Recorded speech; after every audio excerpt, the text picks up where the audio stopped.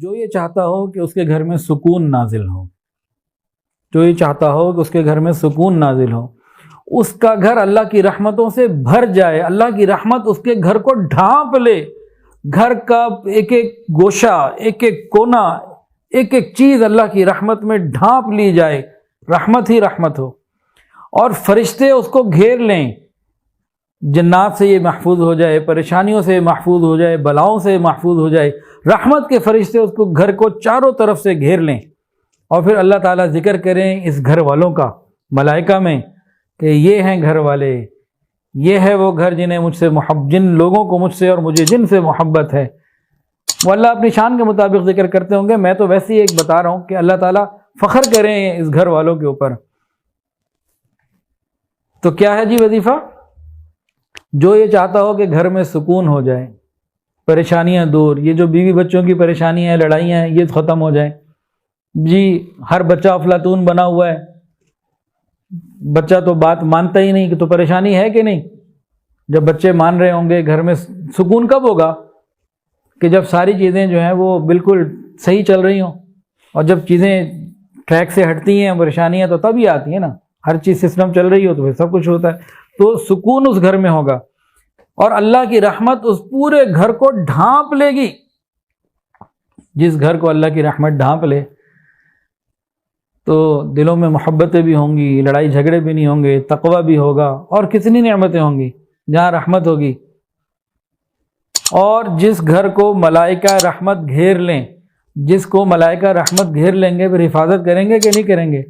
وہ پھر بری چیزوں کو اندر آنے دیں گے؟ کبھی بھی نہیں آنے دیں گے، اور اللہ تعالیٰ ان کا ذکر فرمائیں گے۔ تو یہ وظیفہ بتا دیں کہ بس اتنا کافی ہے، بتا دیں۔ ہائے ہائے، اپنے گھروں میں بھائی قرآن پڑھو، اللہ کا کلام، قرآن مجید کی تلاوت۔ فرمایا کہ جس گھر میں لوگ قرآن پڑھتے ہیں اس گھر کو سکینہ ڈھانپ لیتی ہے، رحمت ڈھانپ لیتی ہے، اور رحمت کے فرشتے اس گھر کو گھیر لیتے ہیں۔ اللہ تعالیٰ اس کو گھروں میں ذکر فرماتے ہیں، ملائکہ میں ذکر فرماتے ہیں ایسے گھروں کا۔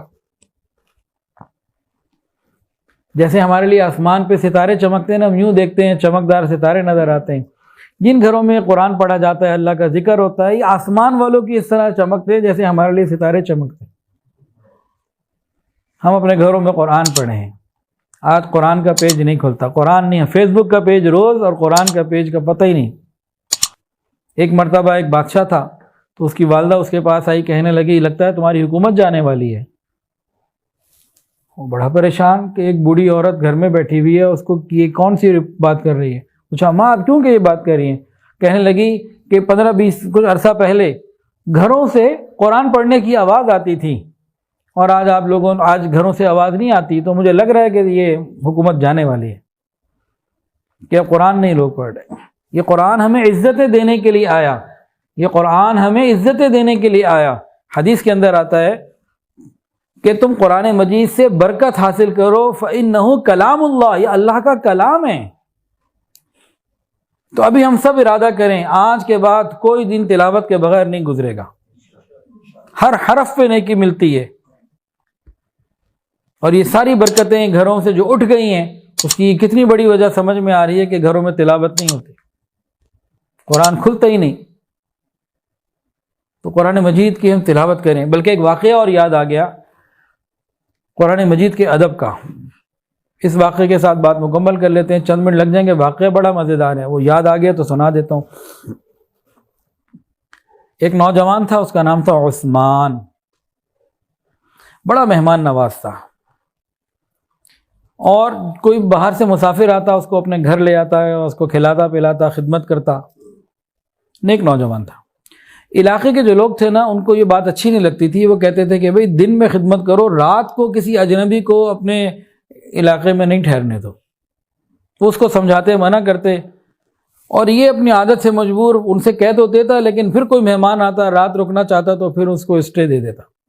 وہ کہتے کہ بھئی دن کی بات ٹھیک ہے، کھلا پلا کے بھیج دو، رات کو نہ رکھو۔ لیکن اس نے جب کئی دفعہ کیا نا، تو علاقے والوں نے باہر نکال دیا، نکلو باہر، تم ہمارے قانون کو نہیں سمجھتے، نکلو یہاں سے۔ اب یہ جب گھر سے بے گھر ہوا، پریشانی میں نکلا نا، تو پریشانی میں کون یاد آتا ہے؟ اپنے۔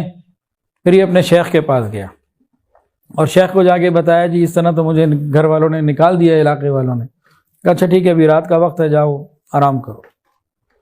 اب یہ آرام کے لیے چلا گیا۔ شیخ اپنے کمرے میں آرام میں تھے۔ صبح جو ہے نا شیخ اس کو تہجد کے وقت ملنے آئے، دیکھا کہ عثمان زار و قطار رو رہا ہے، روئے چلے جا رہا ہے، روئے چلے جا رہا ہے۔ عثمان تم کیوں رو رہے ہو؟ اس نے کہا حضرت بات یہ ہے کہ میں رات کو ادھر آ کے سو گیا تھا اور تہجد کے لیے اٹھا، اور تہجد میں اس نوجوان کی عادت تھی قرآن مجید کی تلاوت کی، تو کمرے میں اس نے جو قرآن تلاش کرنا شروع کیا نا، اس کو قرآن پاک ایک جگہ مل گیا، لیکن اس کو ایک دم خیال آیا کہ اچھا اس الماری میں قرآن مجید تھا اور میں جب سویا ہوں تو میرے پاؤں قرآن پاک کی طرف تھے،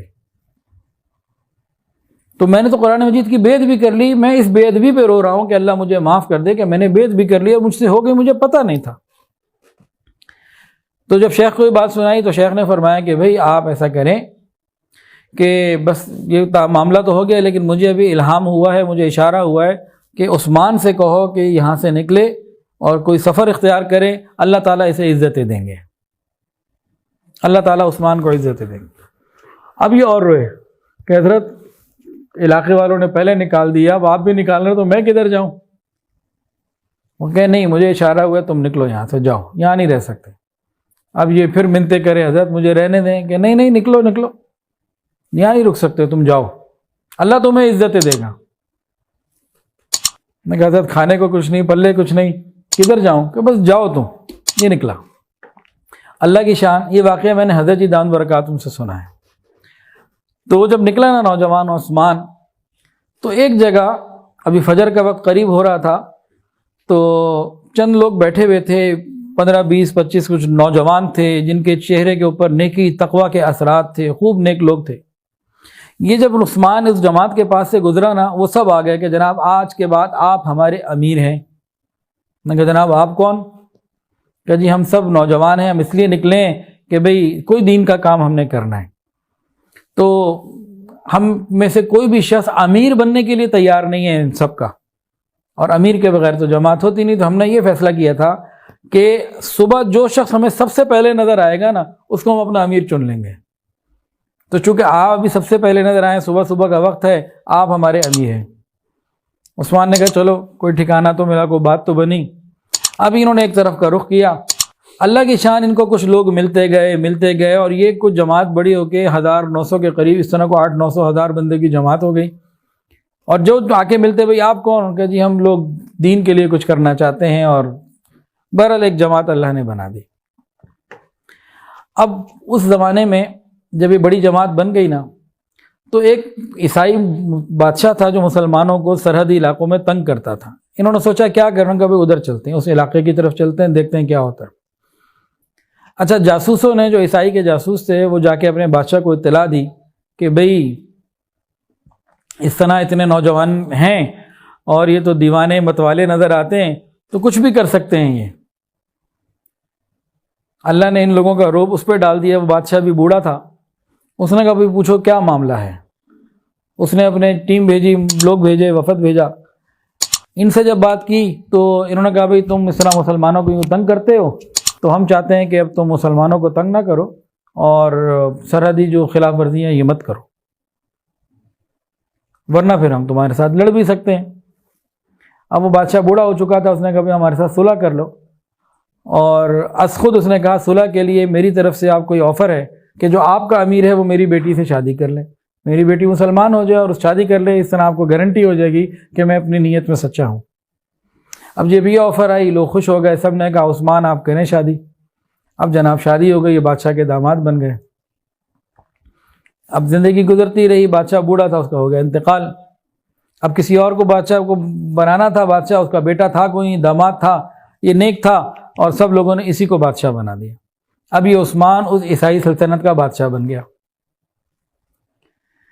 اب اس نے کیا سوچا، اس نے سوچا بادشاہ تو میں بن گیا ہوں، لیکن مجھے عزت کس وجہ سے ملی؟ مجھے عزت ملی قرآن مجید کے ادب کی وجہ سے۔ وہ رات جو میں رو رہا تھا نا، قرآن مجید کے ہی ادب کی وجہ سے میں رو رہا تھا، اور مجھے میرے شیخ نے کہا تھا تم نکلو اللہ تمہیں عزت دیں گے۔ تو مجھے جتنی عزت ملی ہے نا یہ مجھے قرآن مجید کے ادب کی وجہ سے ملی ہے۔ تو اس نے ایک فیصلہ کیا اور آرڈر جاری کیا، ہماری عدالتوں میں اب جو فیصلے ہوں گے وہ قرآن مجید کے مطابق ہوں گے۔ بادشاہ تھا، جگہ بنا چکا تھا، اس کی بات مانی گئی۔ اب حضرت جی نے جس طرح واقعہ سنایا اس میں یہ بھی بتایا کہ بھئی عدالت لگتی، لوگ آتے، پھر قرآن مجید کو لایا جاتا، پھر فیصلے قرآن مجید کے مطابق کیے جاتے، پھر پہلے قرآن مجید کو لے کے جایا جاتا، لوگ بعد میں واپس جاتے۔ پھر اللہ تعالیٰ نے اس نوجوان کو اور اس سلطنت کو عزت دی، اور یہ جو ہے سلطنت عثمانیہ، خلافت عثمانیہ بنی، جس نے پھر پوری دنیا پہ سینکڑوں سال حکومت کی، جو 20ویں صدی کے شروع میں ختم ہو گئی۔ اور اس کے خاتمے کا بھی عجیب تفصیلی واقعہ ہے، لمبے تفصیلات ہیں۔ مجھے ترکی جانا ہوا تو وہاں میوزیم ہے توپ کاپی، اس میں بہت ساری چیزیں حضور پاک صلی اللہ علیہ وسلم کے مبارک بھی ہیں، انبیاء کی، صحابہ کی، بہت ساری چیزیں۔ حضرت موسیٰ علیہ السلام کا وہ عصا بھی ہے جس کو اللہ نے پوچھا تھا وما تلک بیمینک یا موسیٰ، انہوں نے بتایا تھا قال ہی عصائی۔ تو اور بھی بہت ساری چیزیں ہیں، تو بڑی دیکھنے والی جگہ ہے۔ تو وہاں مختلف سیکشن سے، تو ایک ایسے سیکشن میں جانا ہوا، آج بھی وہ جگہ ڈسپلے میں ہے، جو چاہے جا کے دیکھ لے، جو چاہے جا کے دیکھ لے۔ اور میرے ساتھ جتنے لوگ تھے الحمدللہ وہیں اسی وقت ان کو میں نے پوائنٹ آؤٹ کی، یہ پوائنٹ اللہ نے دل میں ڈالا تھا۔ ایک سیکشن میں حضرت فاطمہ رضی اللہ عنہ کا لباس تھا، اور امام حسن یا حسین رضی اللہ عنہ کسی ایک کا لباس تھا، اتنا موٹا اور کھلا، نہ ٹائٹ نہ باریک۔ اور ایک سیکشن جو بتانا بھی مقصود تھا وہ کیا کہ اس میں نا ترک بادشاہوں کے لباس لگے ہوئے تھے، کہ یہ 15ویں صدی کے بادشاہ کے لباس ہیں، یہ 16ویں کے، یہ 17ویں کے، یہ 18ویں کے، یہ 19ویں کے، اور یہ 20ویں صدی جب اسٹارٹ ہوئی تھی، جب ختم ہو رہی تھی، اس وقت بادشاہوں کا یہ لباس تھا۔ تو ان کے لباس وہاں آج بھی ڈسپلے میں موجود ہیں، جو چاہے توپ کاپی میں، استنبول میں، ترکی میں جا کے آج بھی دیکھ سکتا ہے۔ جو بات دل میں اللہ نے وہاں ڈالی کہ جو وہاں حضرت جو صحابی کا لباس وہاں لٹکا ہوا تھا نا، اور جو 15ویں صدی کا لباس تھا، کافی حد تک قریب قریب تھے۔ 16ویں صدی میں یا 17ویں صدی میں جیسے جیسے آگے صدیاں بڑھتی گئیں، پہلے وہ وائٹ تھا، وائٹ سے جناب پنک ہو گیا، لال ہو گیا، پھر بیل بوٹے آ گئے، پھر عورتوں کی طرح اس میں نقش و نگار آ گئے، یہ چیزیں آ گئیں، اور اس کی پوزیشن سادگی والی ختم ہو کے مختلف ہو گئی۔ تو ابتدائی زمانے میں سادگی تھی، اللہ نے عزت دی ہوئی تھی، اور جیسے جیسے وہ نقش و نگار آتے چلے گئے اور حالات بدلتے چلے گئے، سلطنت عثمانیہ کمزور ہوتی چلی گئی، اور بالآخر اللہ نے مسلمانوں سے یہ نعمت چھین لی کہ سادگی کو چھوڑ بیٹھے، دین کو چھوڑ بیٹھے، پھر پٹائی ہوتی ہے۔ اور صلاح الدین ایوبی رحمۃ اللہ علیہ کا ایک قول کہ جس قوم کو ہرانا ہونا بغیر جنگ کے، اس کے نوجوانوں کو میوزک دے دو، موسیقی دے دو، گانے بجانے دے دو، ہر کمرے میں ہوم تھیٹر ہو، ہر ایک میوزک کا اور موسیقی کا اور گانوں کا رسیا ہو، تو بس اس قوم کو تباہ کرنے میں اور کسی جنگ کی ضرورت نہیں۔ اور ہم اپنی آنکھوں سے دیکھ رہے ہیں، پاکستان بنا تھا، جذبہ کیا تھا، 65 میں ہمارا کیا جذبہ تھا، 71 میں کیا تھا، اور آج تو ہمارے دلوں میں نامحرموں کی کتنی محبتیں چھپی اور بسی ہوئی ہیں۔ آج جتنے یہاں بیٹھے ہیں نا، جتنے میں پوچھ کسی سے نہیں رہا، آپ لوگ مجھ سے اچھے ہیں، آپ لوگ اخلاص سے بات کو سننے کے لیے آئے ہیں، کیا معلوم آپ کی دعا سے میری مغفرت ہو جائے، لیکن بعض چیزیں کہنی ہوتی ہے نا، تو وہ اس لیے میں کہہ رہا ہوں، قیامت کے دن میرے بھی مغفرت وہ بھی اللہ کے ہاتھ میں چاہے گا تو ہوگی، کوئی دعویٰ نہیں کر سکتا۔ لیکن اگر ایک سوال آج کے نوجوانوں سے پوچھا جائے کہ جی 10 صحابیات کے نام بتاؤ، تو منو ان کے اوپر پانی پڑ جائے گا، زبانیں گنگ ہو جائیں گی۔ ان سے کہا جائے اچھا حضور پاک صلی اللہ علیہ وسلم کی 11 بیویاں تھیں، وَأَزْوَاجُهُ أُمَّهَاتُهُمْ، وہ ہماری ماں ہیں، قرآن نے بتایا، ان 11 کے نام بتاؤ، 11 نہیں، ان میں سے 7 کے بتا دو، 5 کے بتا دو، ہماری زبانیں گنگ ہو جائیں گی، سکتہ طاری ہو جائے گا۔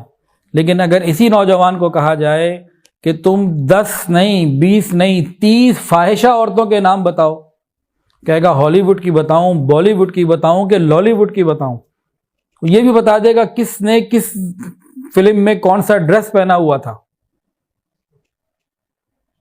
یہ آج کے مسلمان کا حال ہے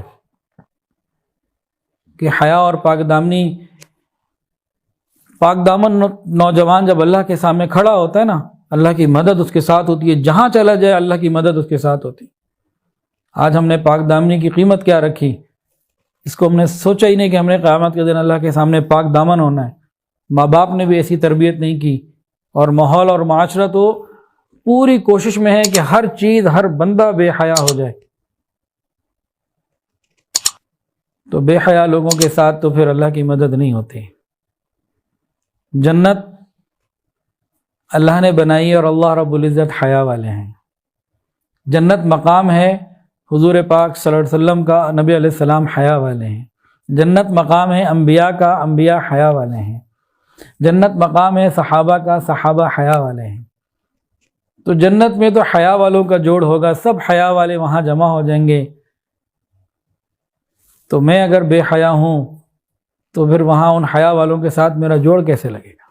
مجھے حیا کو اپنانا ہوگا، توبہ کے ذریعے، سچی توبہ کے ذریعے اپنے گناہوں کو معاف کروانا ہوگا، دوبارہ حیا اور پاک دامنی کی زندگی آنی ہوگی۔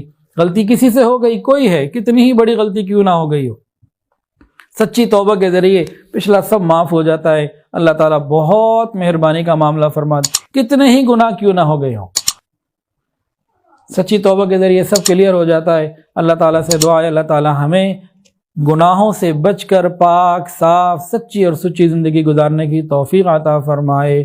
وآخر دعوانا ان الحمد للہ رب العالمین۔